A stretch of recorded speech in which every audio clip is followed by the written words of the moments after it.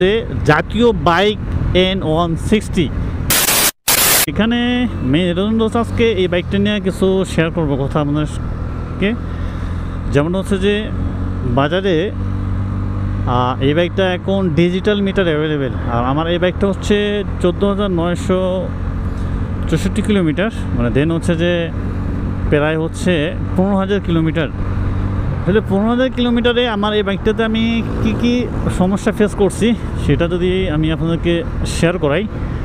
আসলে এই 15,000 কিলোমিটারে আমি এই বাইকটাতে সমস্যা যেটা ফেস করছি, প্রথমে আমার সেল মোটরের একটা সমস্যা ছিল প্রায় 9,000 কিলোমিটারে। এই 9,000 কিলোমিটারে আমি সেল মোটরটা আমাকে চেঞ্জ করে দেয় বাজাজ। আর দ্বিতীয়ত হচ্ছে এই ফুয়েল ট্যাঙ্কের যে ক্যাপটা ছিল, এটা প্রথম নতুন অবস্থা থেকে এখান থেকে দুর্গন্ধ বাইরে হয়েছিল এই ফুয়েলের এই ক্যাপটা থেকে, মানে ফুয়েল আর কি। এই কারণে আমি এটা কমপ্লেন করি।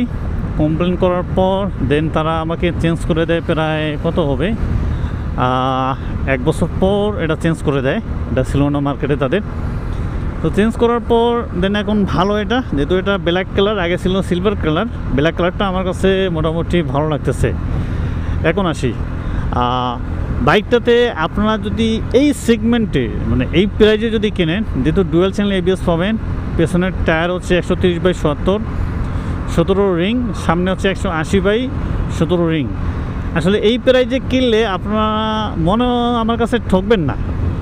একটাই শুধু খারাপ আছে, এই কি সাপড়ি, যাই হোক এই বাইকে একটাই শুধু খারাপ আছে, সবচেয়ে বেসিক্যালি এটা কমন সবচেয়ে খারাপ বলবো আমি, যেটা হচ্ছে ফুয়েল ট্যাঙ্কে জং ধরা। তো এই ফুয়েল ট্যাঙ্কের জংটা ধরা এই কারণে আর কি বেসিক্যালি আরও প্রবলেমটা বেশি। তাছাড়া আমি মনে করবো যে জাতীয় বাইক N160 যদি ফুয়েল ট্যাঙ্কে যদি জংটা না ধরতো, তাহলে আমি এই বাইকটাকে আমি জাতীয় বাইক হিসেবে তাকে আমি প্রাধান্য দিব। আসলে দুঃখের বিষয় যে এই বাইকটা এই প্রবলেম, এখান থেকে পানি ঢোকার পর হচ্ছে দেন হচ্ছে এই প্রবলেমটা শুরু হয়। তো জানি না বাজার যদি এটা ইমপ্রুভ করে, মানে ইমপ্রুভ করলে তো বাজার যদি ইমপ্রুভ করে তাহলে খুব ভালো, আপনার কোনো আর প্যারা নাই, সাপনি বলাবান যে বাজাজ ইমপ্রুভ করলে খুব ভালো। আর দেন হচ্ছে আর কোনো সমস্যা হবে না। যতদিন পর্যন্ত ইমপ্রুভ করে নেই তখন মতো এই বাইকটার একটু রিসেল ভ্যালু কম হবে। আর এখন কিন্তু একটা যে গুড নিউজ যেটা আমি শুনলাম, যেটা হচ্ছে বাজাজ এখন বর্তমান যেটা করতেছে, 2 বছরের মধ্যে যদি আপনাদের ফুয়েল ট্যাঙ্কে কোনো জং ধরে, অথবা 20,000 কিলোর মধ্যে যদি ফুয়েল ট্যাঙ্কে কোনো জং ধরে 20,000 আগে, তাহলে তারা এটা নতুন চেঞ্জ করে দেবে এই ফুয়েল ট্যাঙ্ক। তাহলে দেখছেন কত একটা ভালো নিউজ তারা দিছে। তো জানি না, হ্যাঁ তারা দিছে এটা, বাট তারা যদি এটা তাড়াতাড়ি দেয় তাহলে খুব ভালো, যারা বাইক কিনবে তাদের জন্য ভালো, এবং হচ্ছে আপনাদের সবার জন্য এটা ভালো যে তাড়াতাড়ি এটা পাচ্ছে। তাহলে এই বাইকটা আমার মতে মনে হবে যে বাইকটা আরও সুন্দর চলবে বা সবাই কেনার জন্য আগ্রহ করবে। বাইকটা আমার কাছে মাইলেজটা ভালো দিচ্ছে, যথেষ্ট পরিমাণে ভালোই মাইলেজ, এমন না যে মাইলেজ খুব খারাপ দিচ্ছে, ভালোই মোটামুটি মাইলেজ আপনার 45 থেকে 50 দিচ্ছে অ্যাভারেজ, সুন্দর একটা মাইলেজ দিচ্ছে। আর জানি না হচ্ছে যে আপনাদের হচ্ছে কেমন মাইলেজ দিচ্ছে।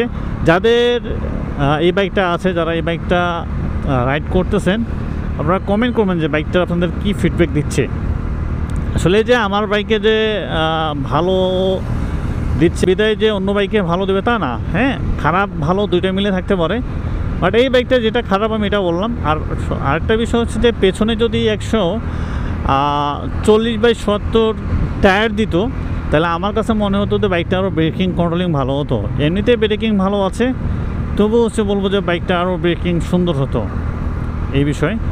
তো যাই হোক, আপনাদের কি প্রবলেম হচ্ছে আপনারা এটা বলবেন। আর অবশ্যই সার্ভিস বুকটা যদি আপনি সঠিকভাবে মেনটেন করেন, তাহলে আপনাদের কি হবে যে যেই সার্ভিসগুলো আছে সেগুলো ভালোভাবে আপনাদেরকে, যদি কোনো ওয়ারেন্টি ক্লেম থাকে সেক্ষেত্রে ওয়ারেন্টি তারা দিবে। তো এই বিষয়ে আর কি আপনাদেরকে শেয়ার করলাম। সবাই ভালো থাকবেন, সুস্থ থাকবেন, আল্লাহ হাফেজ, থ্যাংকস ফর ওয়াচিং। ভিডিওটি ভালো লাগে ছোট্ট করে একটা লাইক কমেন্ট শেয়ার করবেন।